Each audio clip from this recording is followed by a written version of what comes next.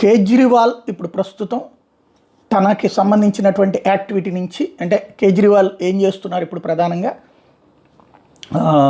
రాజీనామా చేయబోతున్నారు ఇంకొక 2 రోజుల్లో. రాజీనామా చేశాక ఎలక్షన్స్ ఎప్పటిదాకా అంటే సాధారణంగా 6 నెలలు. ఇప్పుడు ఇది సెప్టెంబర్ కాబట్టి అక్టోబర్, నవంబర్, డిసెంబర్, జనవరి, ఫిబ్రవరి, మార్చి 6 నెలల్లోపు జరపచ్చు.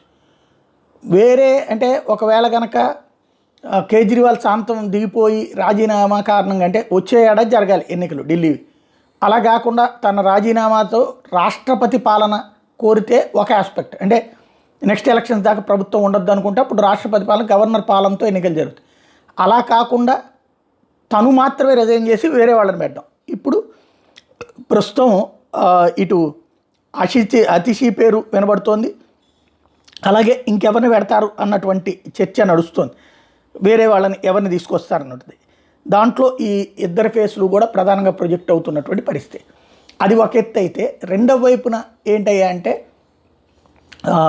రాష్ట్రపతి పాలన పెడుతుందా కేంద్ర ప్రభుత్వం? పెట్టదు. ఎందుకని? అక్కడ ఆటోమేటిక్గా ఎన్నికలు జరగాలి. నవంబర్లో ఎన్నికలు పెట్టేయమంటే ఆయన పెడితే అవ్వదు. ఇప్పుడు కేజ్రీవాల్ నిర్ణయించుకోవాల్సింది తను రాజీనామాతో ఎన్నికలు కావాలని కోరుకోవడం, అంటే తన అసెంబ్లీని క్లోజ్ చేయడం. అది చేయాలంటే ఎమ్మెల్యేలు అందరూ ఒప్పుకోవాలి. ఇప్పుడు ప్రస్తుతం కేజ్రీవాల్ ముందున్నది ఎమ్మెల్యేలను ఒప్పించడం అనేటటువంటి యాక్టివిటీ. అదే ఏం జరుగుతుందో చూడాలి.